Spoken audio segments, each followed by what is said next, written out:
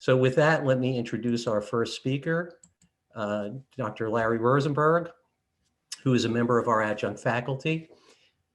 He's past president of Section 2 of Division 39, which is the Child and Adolescent section, as well as a past member at large of Section 5, Applied Psychoanalysis.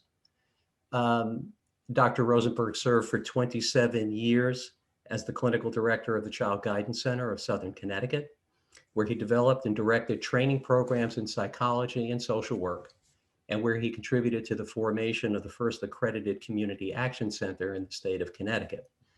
Dr. Rosenberg has often provided expert testimony on child sexual abuse cases, as well as consultation and training for state's attorneys and defense lawyers in the state of Connecticut, and more recently for the United Nations Office of Project Services. Dr. Rosenberg is co-editor of the child section of PDM2, as well as contributor to its adolescent section. He is also co-editor, along with Steve Axelrod and myself, of Progress in Psychoanalysis, Envisioning the Future of a Profession. Dr. Rosenberg is in private practice in Stanford, where he sees children, adolescent, and adult patients, and continues to supervise and consult with clinicians and executives working in the public sector and in private practice. And with that, I'll turn it over to Larry Rosenberg. Thank you. Thanks very much, Ron. And I appreciate everybody being with us today, giving up part of their weekend to do it, and to Meg for helping to put this together, as well as you and John, Ron. This chapter that I'm about to talk about was born of my concerns with the diminishing role of psychoanalysis in community mental health. That's something that Ron just addressed.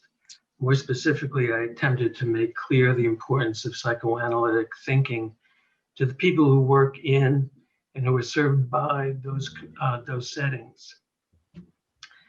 The paper sets as a backdrop the role that psychoanalysis has played in its own diminished status, and sets as a point of contrast a picture of community mental health in the mid-70s, when my career began, noting that the decline of stature once held by psychoanalysis is actually mirrored in the changes that have taken place in public health. The clinicians now working in community mental health do not benefit from the formative experience I was privileged to receive at the start of my career.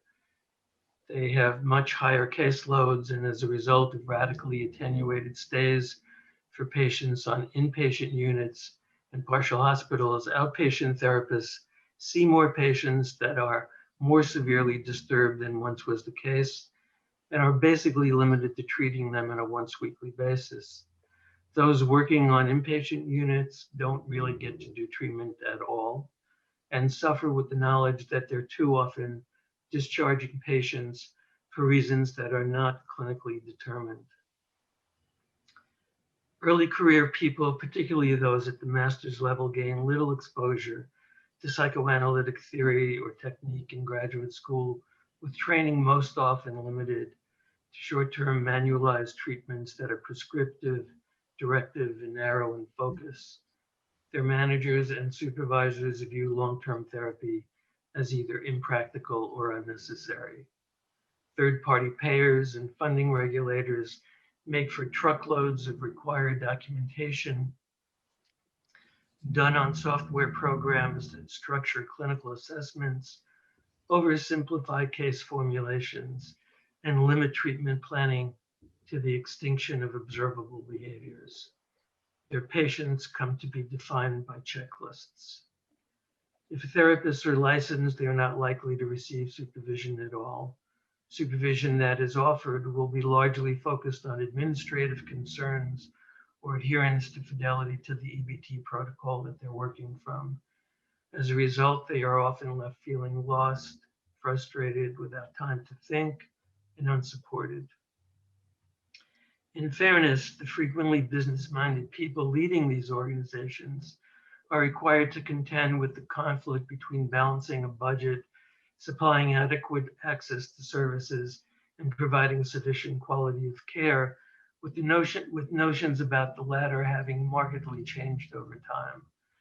But the resulting strain on managers is trickled down, permeating the atmosphere of many not-for-profits, influencing decisions regarding clinician productivity, training, and supervision, altering the workplace in the direction of decreased job satisfaction and increased likelihood of burnout and turnover. It should not then surprise us that the current turnover rate in community mental health is between 25 and 50% a year.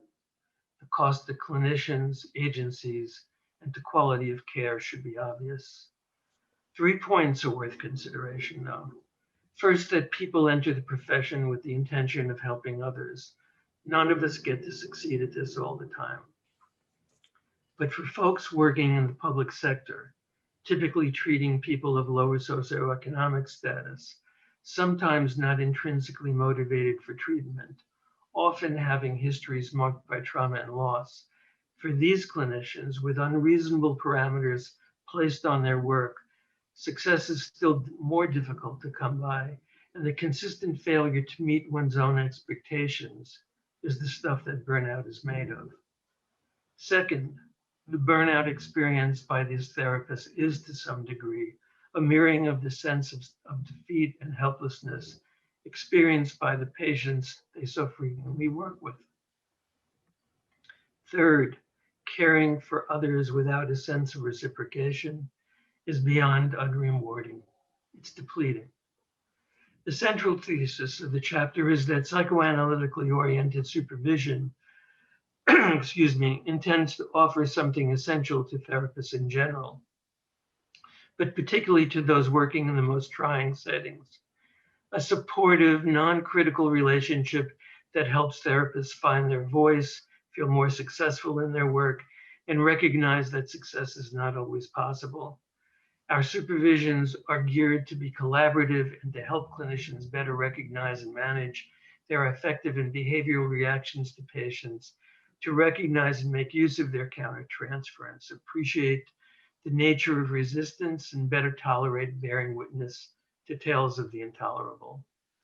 We may act as containers of affect, call attention to that which is unconscious for the patient or the therapist, and identify parallel processes to help find meaning and allow both the therapist and her patient to feel better understood. All of this should provide a sense of being given to rather than taken from. To this end, Section 5 of Division 39 undertook an initiative to provide individual weekly consultation to clinicians working in a mental health center on Long Island. We did pre and post tests, quantitative and qualitative, to determine our effectiveness. Our pilot demonstrated that we were enormously helpful. Psychodynamically oriented supervision to staff in public health settings appears to be make a statistically significant difference in their attitude toward the workplace and their sense of their own professional development.